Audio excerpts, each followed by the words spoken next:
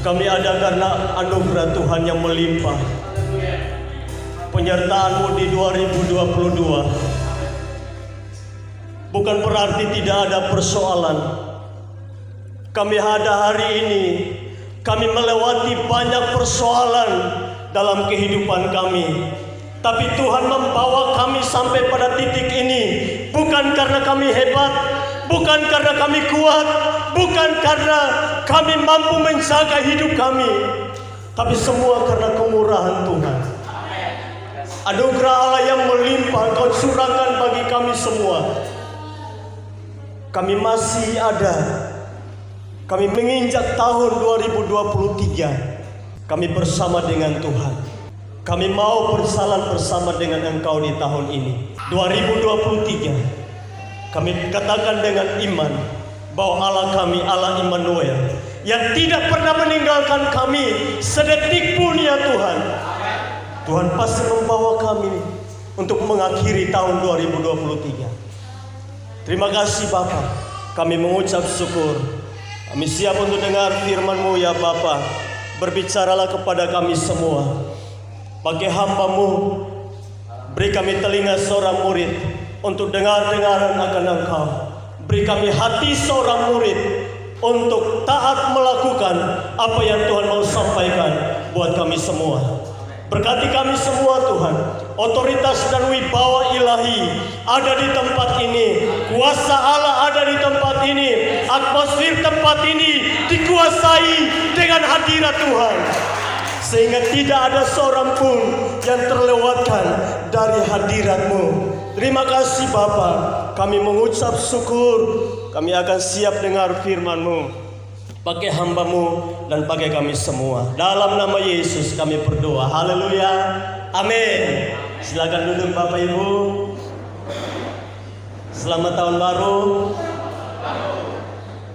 Doa di atas salaman. Ya Pak Widwa, Kak Bapak Gembala. Puji Tuhan, kita bersyukur kepada Tuhan. Tuhan membawa kita sampai pada tahap ini. Semua karena kemurahan Tuhan. Bapak Ibu, kalau Tuhan izinkan kita ada di tahun 2023, artinya rencana Tuhan belum selesai dengan hidup kita. Amin. Rencana Tuhan belum selesai. Mungkin kita berkata, saya sudah selesai dengan Tuhan. Tapi saya mengatakan Tuhan belum selesai dengan hidup kita.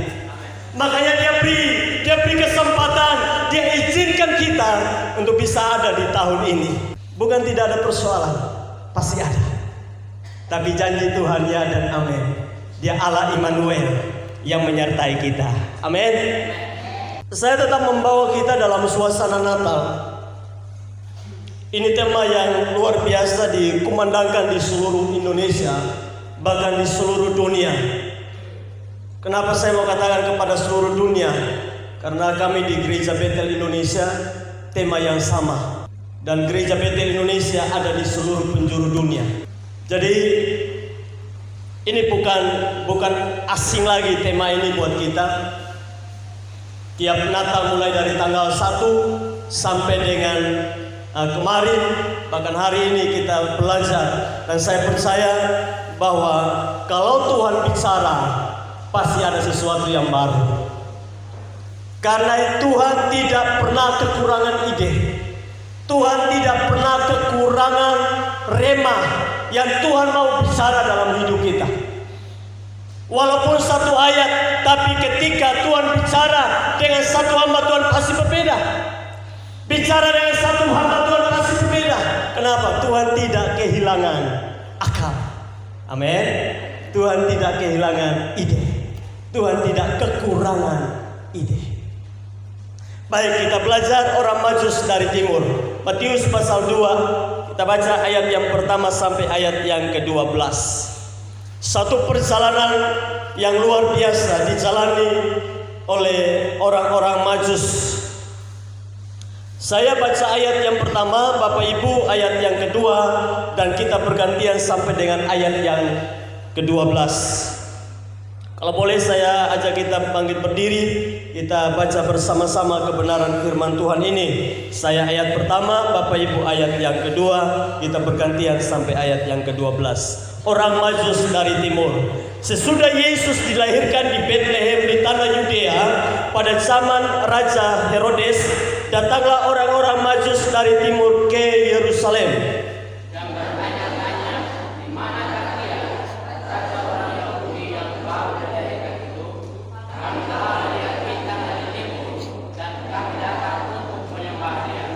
Ketika Raja Herodes mendengar hal itu, terkejutlah ia beserta seluruh Yerusalem.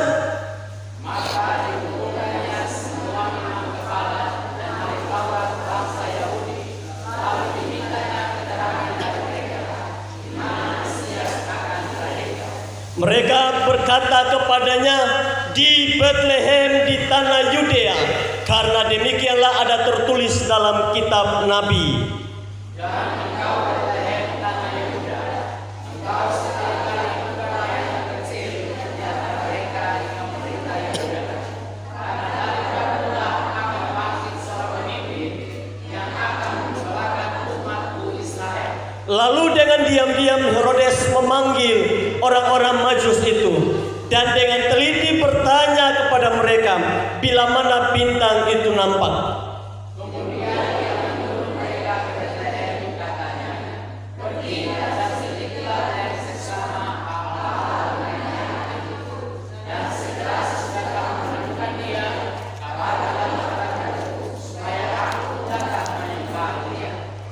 Setelah mendengar kata-kata raja itu, berangkatlah mereka. Dan lihat, bintang yang mereka lihat di timur itu mendahului mereka hingga tiba dan berhenti di atas tempat di mana anak itu berada. Ketika mereka melihat bintang itu, sangat bersukacitalah mereka. Ayat yang ke-11, maka masuklah mereka ke dalam rumah itu dan melihat anak itu bersama Maria ibunya, lalu sujud menyembah dia. Mereka pun membuka tempat harta bendanya dan mempersembahkan persembahan kepadanya, yaitu emas, kemenyan, dan mur. Dan karena diperingatkan dalam mimpi supaya jangan kembali kepada Herodes, maka pulanglah mereka meningginya melalui jalan lain. Amin. Silakan duduk kembali Bapak Ibu.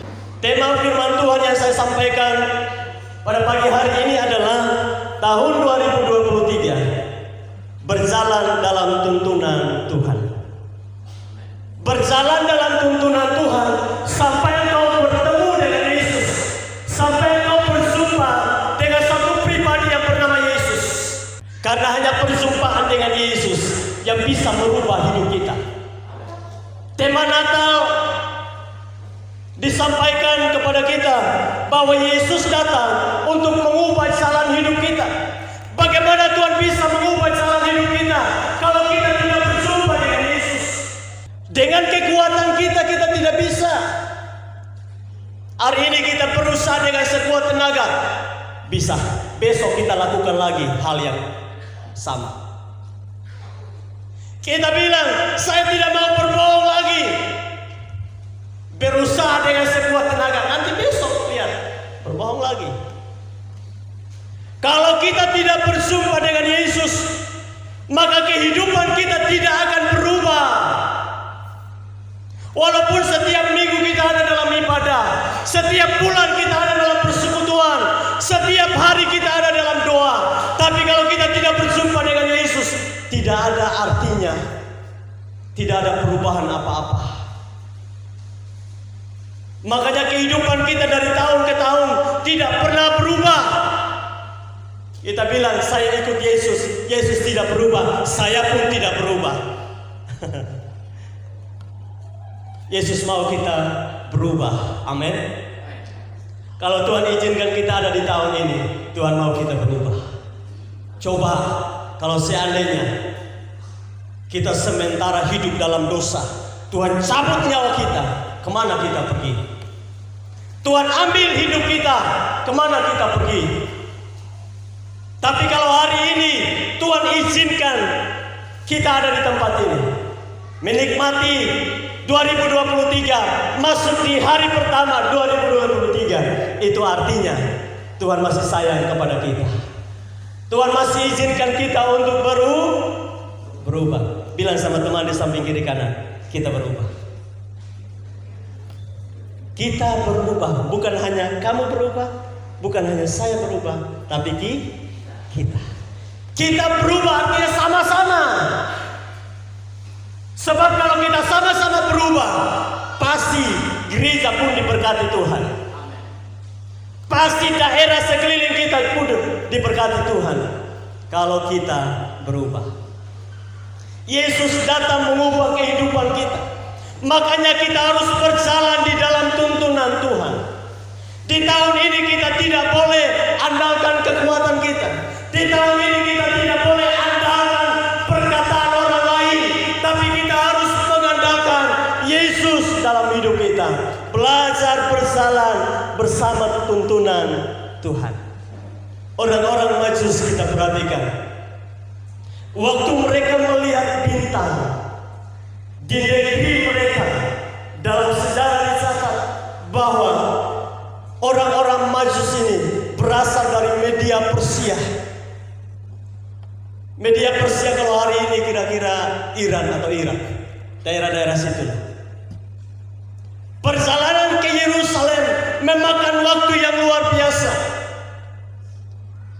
Tetapi mereka waktu mereka melihat bintang, di mana Tuhan bicara di hati mereka bahwa hari ini telah lahir seorang raja yang luar biasa, seperti yang dikatakan oleh Daniel pasal yang kedua. Daniel menubuatkan dalam ayat yang ke-44 bahwa ada satu raja yang akan lahir, dan raja itu kerajaan yang kekal untuk selama-lamanya. Orang-orang Majus ini mereka rekam nubuatan daripada Daniel di daerah mereka, Media Persia pada zamannya. Dan cerita itu berlanjut terus sampai pada generasi di mana Yesus lahir. Dan ketika Yesus lahir, Tuhan bicara kepada orang-orang Majus di daerah itu untuk membuktikan bahwa benar apa yang dinubuatkan oleh Daniel itu terbukti. Dan orang-orang Majus ini orang-orang bijaksana, orang-orang cerdas. Mereka meneliti apakah betul ada raja yang lahir sesuai dengan kitab Daniel itu. Mereka datang dari negeri mereka yang sangat jauh. Ini bukan perjalanan pesawat. Kita lihat dalam Alkitab, kendaraan yang paling mewah pada zaman itu adalah unta dan kuda. Kita tidak tahu mereka ini pergi dengan unta atau kuda, karena Alkitab tidak menjelaskan itu. Jadi kalau Alkitab tidak menjelaskan, kita tidak boleh menjelaskan. Betul tidak? Ya. Dosen saya bilang, kalau Alkitab bicara, kamu bicara. Kalau Alkitab diam, kamu diam. Supaya tidak salah. Nah, kita melihat bahwa orang Majus ini mereka punya tanda. Bintang itu tandanya. Bintang bicara tentang tuntunan Tuhan. Dan mereka ikuti dari negeri mereka sampai di Yerusalem. Perjalanan yang sangat jauh. Perjalanan yang melelahkan. Perjalanan yang tidak gampang. Tetapi mereka ikuti tuntunan Tuhan. Mereka ikuti tuntunan Tuhan. Bintang itu bicara tentang tuntunan Tuhan. Mereka berjalan dari timur ke Yerusalem. Orang-orang yang berjalan dalam tuntunan Tuhan, hal yang pertama, mereka pasti tidak tersesat. Amin. Bapak Ibu, kalau kita berjalan dalam tuntunan Tuhan, kita pasti tidak tersesat. Amin. Tapi kalau kita tidak berjalan dalam tuntunan Tuhan, pasti tersesat. Ada banyak di luar sana yang menuntun orang untuk masuk ke neraka. Tapi tuntunan Tuhan itu jelas kalau kita mau ikuti. Ada di sini. Bintang bicara tentang tuntunan Tuhan. Bintang itu cahayanya luar biasa, menerangi orang-orang Majus untuk bisa berjalan sampai di Yerusalem. Tuntunan kita hari ini adalah firman Tuhan. Amin. Yesus bilang, firman, Tuhan Alkitab bilang firman adalah pelita bagi kaki kita, terang bagi jalan kita. Tuntunannya ada di sini. Mari belajar ikuti tuntunan Tuhan. Jangan ikuti tuntunan dunia. Orang dunia bikin apa, kita juga bikin itu salah. Kita tidak bisa berubah. Kalau apa yang dilakukan orang dunia, kita pun lakukan itu. Artinya kita tidak mau ikuti tuntunan Tuhan, dan pasti ujung-ujungnya kita tersesat. Tuntunan Tuhan membawa kita pada kehidupan kekal. Tuntunan Tuhan membawa kita untuk jumpa dengan Yesus, sama seperti orang-orang Majus. Tuhan menuntun mereka dari timur untuk berjumpa dengan Yesus dan tidak tersesat. Ada tantangan di jalan 1.600 kilo. Ini bukan hal yang gampang. Kalau jalan dengan unta, makan waktu berapa lama untuk sampai di Yerusalem. Tapi mereka tidak menyerah. Mereka tidak putus asa di tengah jalan. Tidak ada yang berkata kita pulang saja ke negeri kita, buat apa kita ke sana? Tahu kita ke sana hanya teliti saja. Apakah betul apa yang disampaikan oleh Daniel? Kita kembali saja. Tapi tidak, mereka tidak lakukan itu. Mereka dengan penuh semangat, dengan tuntunan Tuhan, setiap hari, setiap malam mereka lihat bintang, setiap siang lihat bintang. Dalam tuntunan Tuhan, mereka berjalan hari-hari, berjalan mungkin bertahun-tahun. Kenapa? 1.600 kilo.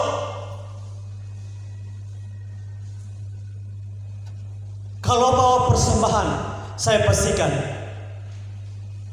pasti antara unta dan kuda. Tapi tidak dijelaskan Alkitab. Muatannya pasti banyak. Ada orang bilang orang Majus itu ada 3. Tidak ada dijelaskan Alkitab orang Majus ada 3. Persembahannya yang 3. Kita tidak tahu berapa banyak orang Majus yang datang, tapi yang pasti lebih dari 2, lebih dari 1. Mereka datang. Kalau hanya 1 orang, kira-kira Yerusalem gempar tidak? Tidak gempar Yerusalem kalau hanya 1 orang. 2 orang tidak gempar, 3 orang tidak, hanya 3 orang saja datang di raja. Tapi pasti dalam perjalanan itu, waktu sampai di Yerusalem, orang mulai kaget. Kok ini rombongan dari mana ini? Kok bisa datang di kota ini orang baru? Ini bukan orang Yerusalem. Dari cara berpakaian mereka saja sudah ketahuan. Mereka bukan orang Yahudi, bukan orang Yerusalem. Dari cara bicara mereka saja ini orang jauh ini. Alkitab katakan kota Yerusalem itu heboh.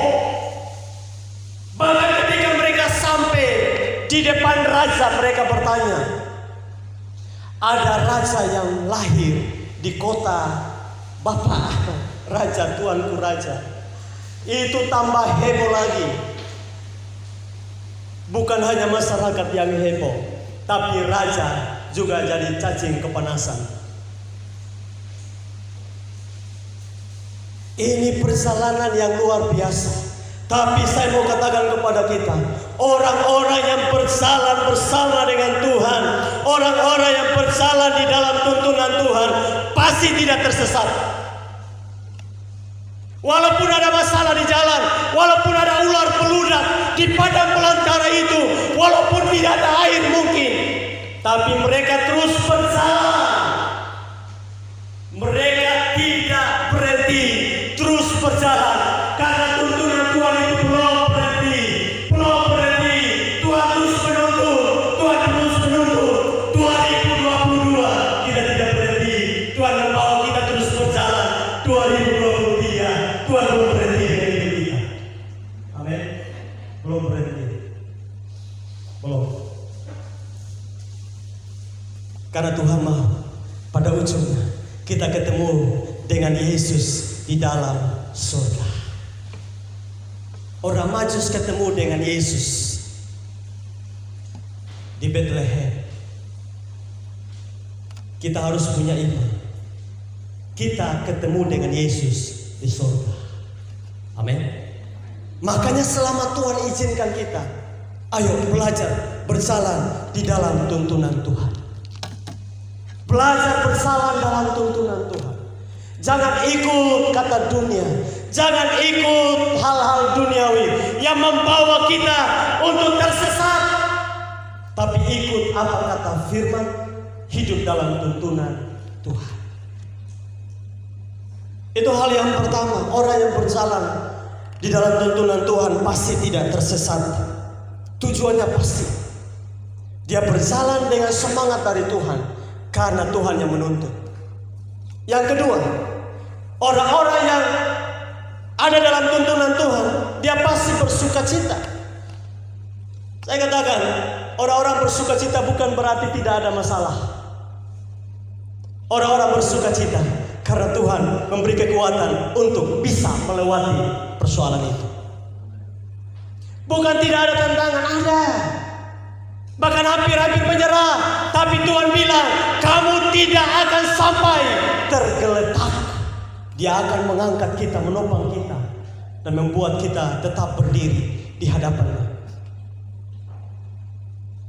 Kita bisa saja jatuh, tapi Tuhan bilang tidak sampai tergeletak. Dia angkat kita kembali. Dia angkat kita kembali dengan tujuan supaya kita terus berjalan di dalam tuntunannya, terus berjalan di dalam kehendak-Nya. Itu kasih karunia Allah yang hebat, yang luar biasa. Bapak Ibu boleh renungkan 2022, saya banyak kegagalan, saya banyak hal yang mungkin gagal, tapi katakan, Tuhan, aku tidak mau. Aku mau berjalan bersama tuntunan-Mu, sebab tuntunan-Mu itu yang akan membawa aku sampai pada tujuan hidup kekal itu. Berjalanlah bersama Tuhan, amin. Dalam tuntunan-Nya pasti ada sukacita. Orang-orang yang berjalan dalam tuntunan Tuhan bukan berarti tidak ada masalah.